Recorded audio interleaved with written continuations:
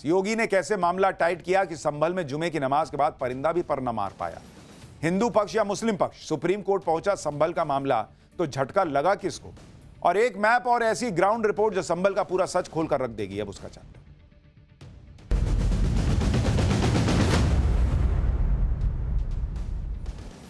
संभल में 24 नवंबर को हुई हिंसा के बाद आज जुमे की पहली नमाज थी। मोदी योगी के खिलाफ एजेंडा सेट करने की फिराक में जुटा इकोसिस्टम इस उम्मीद में था कि आज संभल में फिर बवाल होगा। लेकिन संभल में हिंसा के बाद योगी आदित्यनाथ ने कैसे पूरा मामला टाइट किया है, उसकी झलक आज संभल में दिखी। जुमे की नमाज के दौरान और उसके बाद परिंदा भी पर नहीं मार पाया। इस सब के बीच आज सुप्रीम कोर्ट में संभल की शाही जामा मस्जिद के सर्वे को लेकर सुनवाई भी हुई। सुप्रीम कोर्ट ने क्या कहा, इसके बारे में आपको विस्तार से बताऊंगा। साथ ही संभल का वो मैप और ग्राउंड रिपोर्ट भी दिखाऊंगा जो संभल का पूरा सच खोल कर रख देगी। लेकिन पहले देखिए संभल को फिर से भड़काने का मौका देखकर इकोसिस्टम के अरमानों पर कैसे आज पानी फिरा। आज संभल में हिंसा के बाद पहली बार जुमे की नमाज पढ़ी गई। किसी तरह का बवाल ना हो, इसके लिए आज पुलिस ने पहले से सुरक्षा के कड़े इंतजाम किए। मस्जिद के आसपास पहले ही सीसीटीवी कैमरा लग गया था। ड्रोन कैमरा घाए घाए करते हुए ऊपर से घूम रहा था। सबको पता था पोस्टर पहले ही योगी सरकार लगा चुकी है। किसी को भी इस बात का भ्रम नहीं था कि हम कुछ करेंगे और बच जाएंगे। और आज नमाज से पहले पुलिस ने शाही जामा मस्जिद के गेट पर मेटल डिटेक्टर भी लगा दिया ताकि नमाज के लिए मस्जिद में जाने वाला कोई भी शख्स किसी तरह का हथियार न ले जा सके। पुलिस ने इलाके के लोगों को जुमे की नमाज के लिए वॉलंटियर भी बनाया ताकि दूसरे इलाकों से नमाज के लिए आने वालों को आसानी से पहचान सके। ये तुम यहां क्या कर रहे हो, उधर जाकर पढ़ो अपने यहां नमाज। जांच के बाद ही लोगों को नमाज पढ़ने के लिए मस्जिद में एंट्री दी गई। पुलिस के इंतजामों का ऐसा असर रहा कि जुमे के नमाज के लिए शाही जामा मस्जिद में लोगों की भारी भीड़ तो उमड़ी, लेकिन बवाल कोई नहीं हुआ। संभल की जामा मस्जिद में किस तरह लोगों की भीड़ उमड़ी और पुलिस ने क्या इंतजाम किए, जरा एक ग्राउंड रिपोर्ट देखिए, फिर सुप्रीम कोर्ट में क्या हुआ है वो भी बताता हूं।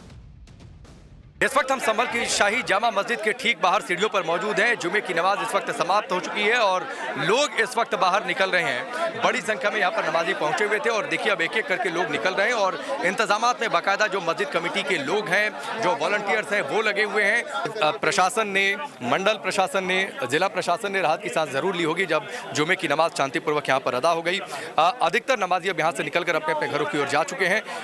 भारी फोर्सेस का डिप्लॉयमेंट इस वक्त आप देख पा रहे हैं और ये सब कुछ सिर्फ इसलिए था क्योंकि जो हिंसा हुई 24 तारीख को, जिस तरीके से बवाल हुआ, जिस तरीके से आगजनी हुई, पत्थरबाजी हुई, इसको लेकर प्रशासन आशंकित था और कोई कोर कसर नहीं छोड़ी गई है और लगातार चारों ओर ड्रोन कैमरों से भी नजर रखी जा रही है।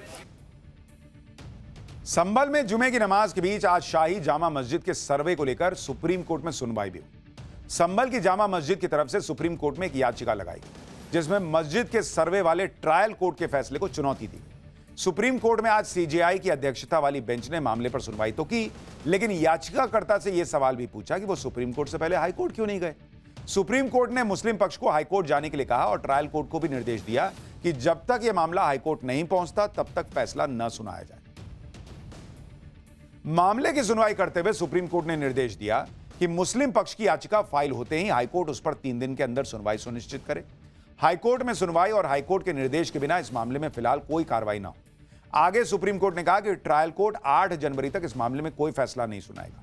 सुप्रीम कोर्ट ने एडवोकेट कमीशन को अपनी सर्वे रिपोर्ट सील बंद लिफाफे में जमा करने के लिए भी कह दिया।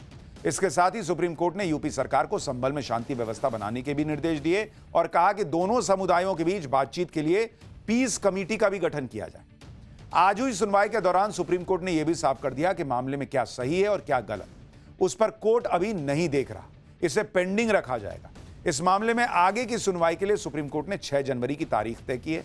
सुप्रीम कोर्ट के फैसले पर हिंदू पक्ष के वकील विष्णु शंकर जैन ने क्या कहा, एक बार उसको सुनिए। सबसे पहले ऑनरेबल सुप्रीम कोर्ट ने चिंता जताई कि वहाँ पे पीस और हार्मनी मेंटेन रहे और स्टेट ऑफ यूपी की तरफ से जो काउंसिल प्रेसिडेंट उन्होंने कहा कि हम सारी कोशिश और हम पूरा दायित्व है पीस और हार्मनी मेंटेन करने का। इसके बाद माननीय सुप्रीम कोर्ट ने जो मस्जिद कमेटी थी जिन्होंने एसएलपी दायर की थी उनको कहा कि आप इस ऑर्डर को हाई कोर्ट में चैलेंज कर सकते हैं और हाई कोर्ट में जाने का उनको एक लिबर्टी दी है। साथ ही साथ ऑनरेबल सुप्रीम कोर्ट ने यह भी कहा है कि 3 दिन के अंदर अगर आप हाई कोर्ट में याचिका दायर करते हैं तो मामला हाई कोर्ट के सामने लिस्ट किया जाए और हाई कोर्ट के फर्दर डायरेक्शंस तक के लिए वेट किया जाए और तब तक के लिए ट्रायल कोर्ट की प्रोसीडिंग रुकी रहेगी जब तक। सुप्रीम कोर्ट के निर्देश से पहले ही योगी सरकार लगातार संभल में शांति बहाली के सारे जरूरी कदम उठा रही है, जिसका असर भी दिख रहा है। संभल में दुकानें, स्कूल सब खुल गए हैं। लेकिन सुप्रीम कोर्ट ने आज शांति बनाए रखने के लिए क्या कहा, असदुद्दीन ओवैसी को फिर से बोलने का मौका मिल गया। ओवैसी ने तुरंत ट्वीट कर दिया।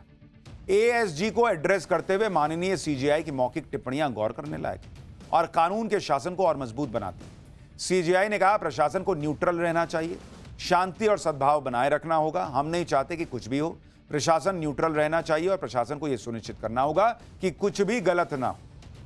ओवैसी और उनके इकोसिस्टम के लोग भले ही संभल को लेकर कितना ही माहौल बनाने की कोशिश करें, योगी आदित्यनाथ का फंडा बिल्कुल क्लियर है, दंगाइयों को बख्शा नहीं जाएगा, निर्दोषों का बाल भी बाका नहीं होगा। संभल का सच सामने आने के लिए योगी सरकार ने एक कमेटी का गठन भी कर दिया। इलाहाबाद हाईकोर्ट के रिटायर्ड जस्टिस डीके अरोड़ा की अध्यक्षता में 3 सदस्यों की कमेटी बनाई गई है। यह कमेटी इस बात की जांच करेगी कि संभल में हुई हिंसा सुनियोजित साजिश थी या अचानक हो गई। इसके अलावा कमेटी ये भी जांच करेगी कि संभल की घटना में कौन लोग शामिल हैं और उन लोगों की भूमिका क्या थी। कमेटी को 2 महीने के अंदर अपनी रिपोर्ट योगी सरकार को सौंपनी। संभल हिंसा की जांच के दौरान अब तक पुलिस के हाथ जो सबूत लगे हैं वो भी संभल हिंसा के बड़ी साजिश होने के इशारा कर रहा है, जिसका एक वीडियो आज भी पुलिस ने जारी किया। इस वीडियो में 24 नवंबर को लोग मस्जिद के पास बड़ी भीड़ वहां पर लोगों की नजर आ रही है और भीड़ में शामिल कुछ लोग वहां खड़ी बाइक को आग लगाते दिख रहे हैं। आप देखिए वहां पर गोले में क्यों आग लगा रहे हो भाई। पुलिस का आरोप है कि भीड़ ने हिंसा वाले दिन पुलिस की भी कई गाड़ियों को चुन चुन कर निशाना बनाया और उनमें आग लगाई गई। इसलिए पुलिस भी यह मानकर जांच आगे बढ़ा रही है कि संभल में हिंसा सोची समझी साजिश के तहत भड़काई गई।